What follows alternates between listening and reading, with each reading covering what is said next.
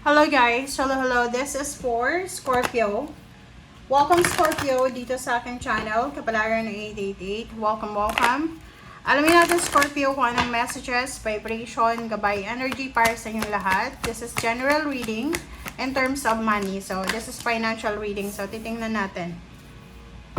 Scorpio, kung makikita mo dito, reverse siya na lumabas yung theft. Sinasabi ng baraha sa'yo na ngayong buwan na to, or starting this month, or starting today, since ang reading naman natin is timeless, sinasabi ng baraha sa'yo dito na mag-iingat ka. You need to be careful, lalo na sa paghahawak mo ng pera. Okay?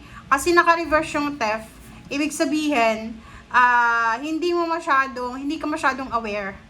Like for example, ano ba yung theft sa pera natin? Like, kung alam mo naman na yung pera mo is secured naman siya, like secured sa bank or secured naman sa mga investment mo, isa sa theft na pwedeng mangyari sa'yo is sickness, health issues. Okay? Health issues, emergency. So, if ikaw ay isang Scorpio na sobrang workaholic ka, and nakakalimutan mo na magpahinga, matulog ng tama, kumain ng tama, mag-detox ng katawan, this card is just a warning for you na kailangan mo daw na bantayan ang mga magnanakaw sa buhay mo. Ito ay magnanakaw. Kasi minsan baka iniisip mo lang pera, baka manakawan ka ng pera, ganyan. Hindi. This one is, we need to dig deeper pa. Sickness, health issues, mga emergency na yan. So, kahit anong hipon mo, kahit anong trabaho mo, pag yung katawan mo yung nanghina, walang mangyayari. So, you need to be careful. Okay? This is for the finances. Alright. So, tingnan natin, Scorpio.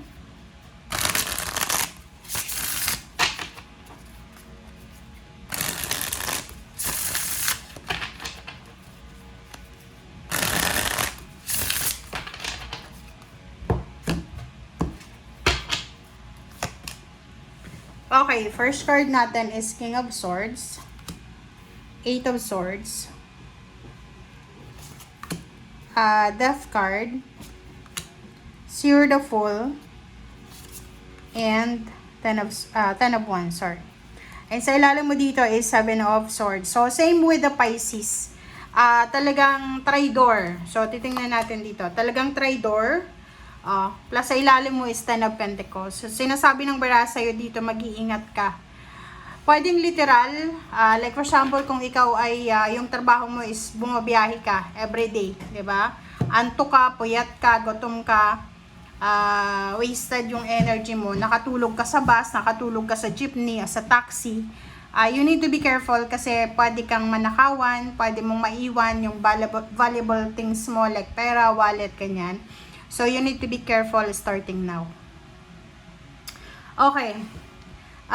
King of Swords and Eight of Wands. So, sinasabi ng baraha sa'yo dito, Scorpio, na mabilis na pera ang dumarating sa'yo. Kumbaga, yung, alimbawa, few years ago, hindi masyadong maganda yung flow ng money. But, pagpasok ng 2025, or maybe 24, 25, hanggang ngayon na 26, sobrang napaka-smooth ng pagdaloy ng pera sa'yo. But you need to be careful. Hindi ko alam kung bakit warning ito sa'yo na sinasabi ng baraha na mag-iingat tayo. Mag-iingat. We need to be careful sa mabilis nating pag-actions, mabilis na desisyon. Mag-iingat tayo sa mga ginagawa natin everyday. Kasi posibleng isang maling desisyon, maling action na hindi pinag-isipan ay posibleng mawalan ka ng trabaho, mawalan ka ng negosyo, mawalan ka ng pera. Alright? So, yun. Dito sa dalawang barahang to, meron dito na Scorpio na sobrang pagod na siya sa trabaho. Kumbaga, halimbawa yung trabaho niya, may panggabi, pang umaga, or straight siya, morning hanggang night, mataas yung sweldo, pero pagod na yung katawan niya. So, sinasabi ng baraha sa'yo dito na simula sa araw na ito, magkakaroon ka ng realization. Kung marirealize mo, maiisip mo, may mga second thoughts ka na masasabi mo na bakit kaya hindi ko subukan na maghanap ng ibang trabaho, like same salary pero yung pagod ay mas hindi masyadong nakakapagod. So, eto ka. So, nakikita ko sa'yo dito na pagod na pagod ka. Pagod na na wini-wish mo na sana there's an opportunity para sa'yo na makapagsimula. Para makaalis ka dyan sa kung ano man yan na pagod na nararanasan mo.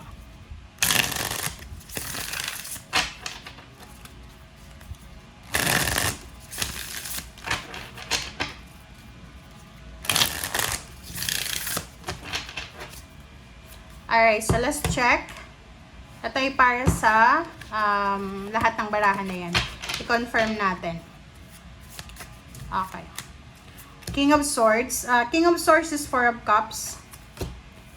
8 of Wands. Page of Pentacles. Death card. Ace of Cups. The Sun. Wow. So there's a Sun also.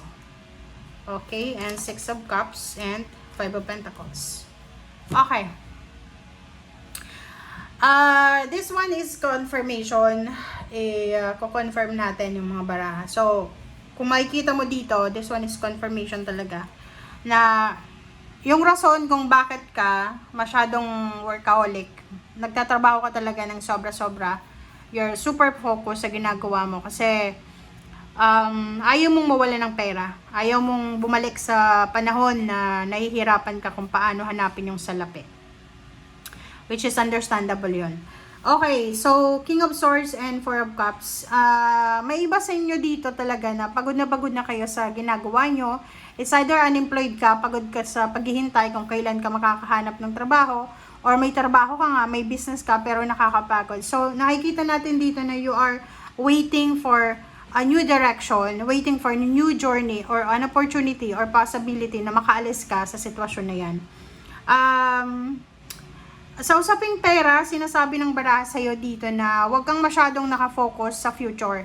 Like, yung ginagawa mo sa ngayon, kino-consider mo na kailangan mong gawin siya para sa future mo. So, gawin mo siya, it's because kailangan mo siya ngayon. Hindi yung iisipin mo na this one, my effort is for the future. Kasi wala pang alam, wala pa tayong alam sa future. Okay? Hindi natin alam kung nandun ba tayo sa future na yan. Okay? So, sinasabi ng baraha sa'yo dito na iwasan nating magplano ng mga bagay-bagay para sa future. Just let it go. Alisin mo yung control. Okay, sa Death card naman and Ace of Cups, sinasabi ng baraha sa'yo dito na sa sobra-sobra mong busy sa paghahanap buhay, nakakalimutan mo na siguro na may pamilya ka, like may parents ka, kung may asawa ka, may anak, may boyfriend, girlfriends. Sinasabi ng baraha sa'yo dito na kailangan yung balansehin yung money and relationship na buhay nyo. And Zero, the Fool, and the Sun, sinasabi ng baraha, this is just a confirmation na talagang meron sa inyo dito, Scorpio, na pagod na kayo sa buhay mahirap or sa buhay na kinalalagyan nyo sa ngayon. So, you are wishing, you are manifesting na sana magkaroon ng milagro. And which is, mangyayari yon para sa'yo. Kasi kung makikita mo dito, sinasabi ng baraha na there's a action ka, medyo risky yung action na to, but if gagawin mo yung action na yan, gagawin mo yung decision na yan, that decision will give you super, parang will give you so much happiness. Okay? And 10 of Wands and 6 of Cups, sinasabi ng baraha sa'yo yun. Mayroon dito na Scorpio na kahit hindi ka na natutulog sa gabi, hindi ka na kumakain sa kakatipid mo, ayos lang. Kasi marami kang pinagdaanan sa nakaraan, maraming pagkakataon ka sa past na sinubo ka financially. Okay? So ngayon, sinasabi mo na kahit pa sobrang hirap ng pinagdadaanan mo, talagang ilalaban mo siya. Kasi ayaw mo na bumalik yung dati mong buhay. Siguro dati nahirapan ka na like wala kang mahiraman ng pera, yung trabaho mo is medyo hindi maganda yung flow ng money, and now na binibigyan ka ng pagkakataon ng universe na mabago yung takbo ng finances mo, nakikita ko sa'yo dito na isa ka sa mga napakasipag na zodiac sign. So, kudos sa'yo, good job. And good rin yung sinasabi mo dito na ayaw mo nang maranasan. Especially kung may anak ka, may apo ka na, ayaw mong maranasan ng mga bata, yung mga maliliit pa. yung buhay na naranasan mo sa past. So, which is good naman. Okay? So, overall, sinasabi ng bara sa'yo dito, you need to balance between money and relationship. Okay? Thank you guys. Bye!